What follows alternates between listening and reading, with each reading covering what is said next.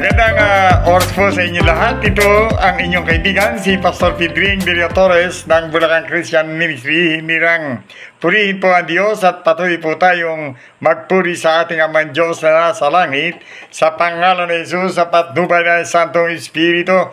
Salamat na rin ng Diyos sa imbiyay pagkapala sa panibagong buhay na pinagkaroon mo sa amin sa umagang ito. Kayo ang manguna sa amin. In Jesus' name, Amen! Hallelujah! Purihin ng Diyos. Purihin pa Panginoon. Batong kublihan sa Isaias 26, verse 4. Magtiwala kayo kay Yahweh. Lungsod mang matatag ay ibinabagsak, pati moog ay winawasak. Makita po natin ang salita ng Panginoon. Sintatagma ng bato, ang lungsod na yaon ay winawasak ng Panginoon. Pag dumating ang takdang oras na sila'y hindi lumapit sa Diyos, nasasaksihan po natin ang nagaganap sa kapanahunan natin maging pinakamauunlad na bansa na wari bagang titingnan ay hindi mawawasak. Pag ikaw ay nagmalaki sa Diyos, sino ka mang makapangyarihang tao sasabihin mo, ikaw ay anak ng Diyos, Son of God, ipagmamalaki mo, itinaas mo yung sarili, ang Diyos lamang ang dapat maitaas. Kaya nga, siya ang batong kublihan, siya lamang at walang iba. Walang aangkin ang karangal at tarangal, kundi ang Diyos na dakila. Kaya siya'y madalas na Amang banal, Panginoon, ikaw ang bato kong kublihan. Pagkatapos sasabihin mo, ikaw na pinakamagaling, pinakamahusay, pinakamakapangyari at mayaman dito sa buong daigdig. Kaya ibabagsak at wawasakin ka sa pamamagitan ng kanyang banal na kapangyarihan.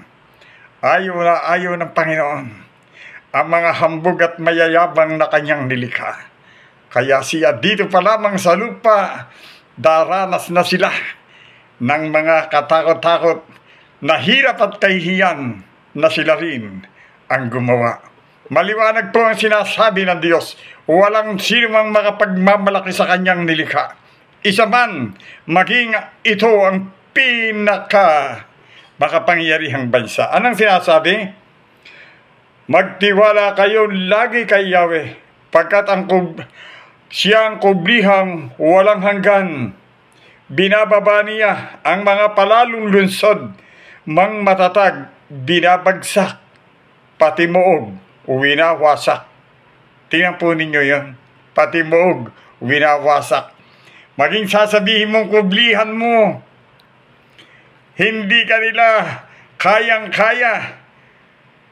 Walang nikaya sa iyo, sasabihin mo na lahat ay kakampi mo, maging ito'y mga sikat na sikat, subalit ang Diyos hindi mo naiisip dahil wala kang Diyos na pinararangalan.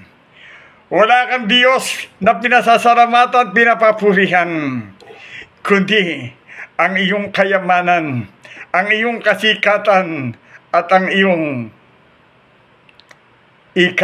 katauhan. Darating na bigla ang pagwasak sa iyo dahil ang salita ng Diyos, totoo at banal.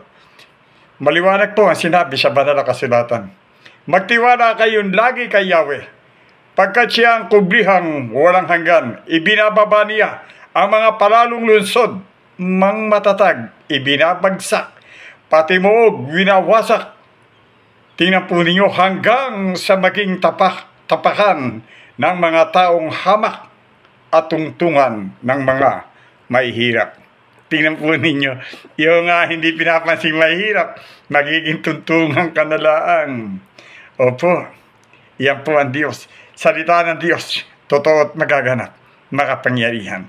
In Jesus' name, Amen! Hallelujah! Purihin ka mga salamat Panginoon sa oras na ito. In Jesus' name, Amen!